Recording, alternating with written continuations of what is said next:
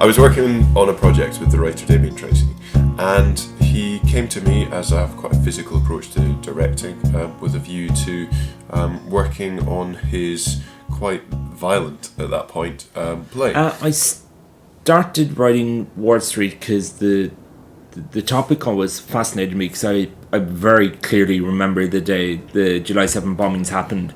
I was living in London, but going back to Ireland to surprise my mum for her birthday. And I heard about it as I was on the plane. And when I got back to Ireland, I just went in, said hello to mum, and sat in front of the television and just watched news stories for the whole day. And I expected to come back to London and find a completely different place.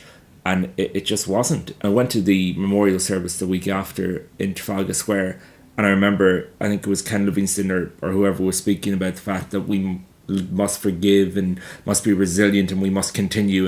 And even then, at that point, long before the play had even come into my head, I just thought, my God, what if you couldn't? Some of the themes are really quite universal, and that it will touch a lot of people. I grew up in Ireland, where the IRA were, when my generation, the biggest terrorist threat to the UK, and even though I grew up in Southern Ireland, there was bomb scares, and you heard about bombings in the UK all the time. So it has always been there, but I think never to the level where it is now. So unfortunately, terrorism is now going to be a central theme for my generation and probably the generation after us. I think it's completely different to other representations of the 7/7 bombings.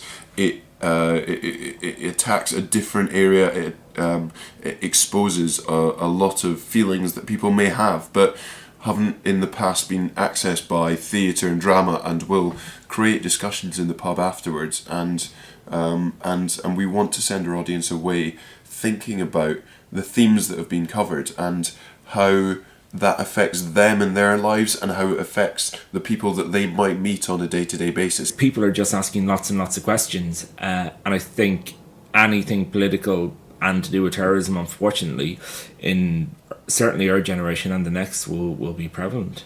It talks about how the friends and family of that individual, how they suffer. That's very important.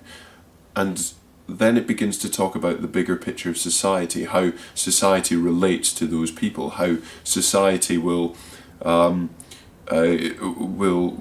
treat those people, will deal with them, will accept or not accept them.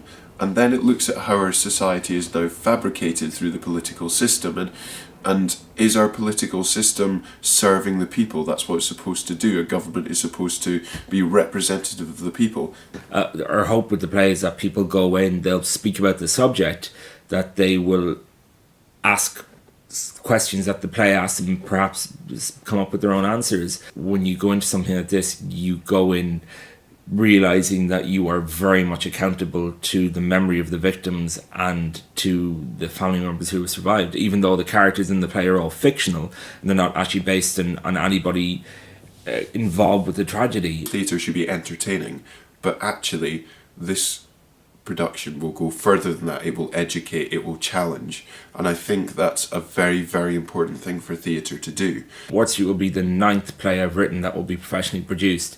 But for me, it's, I would say, the work I'm most proud of. There's a wider social responsibility, which is one of the themes of the play, for this type of work to be produced in London theatre and for the public to be given access to it. For me, those are the best nights at the theatre, where you're sitting there and everything else fades away, because what's happening on stage is so gripping, is so intense, and is just so truthful that it just, when theatre can transcend that, and you forget about the lights, you forget about the ushers, you forget about everything, and the story is good enough to just transport you away, for me, those are golden.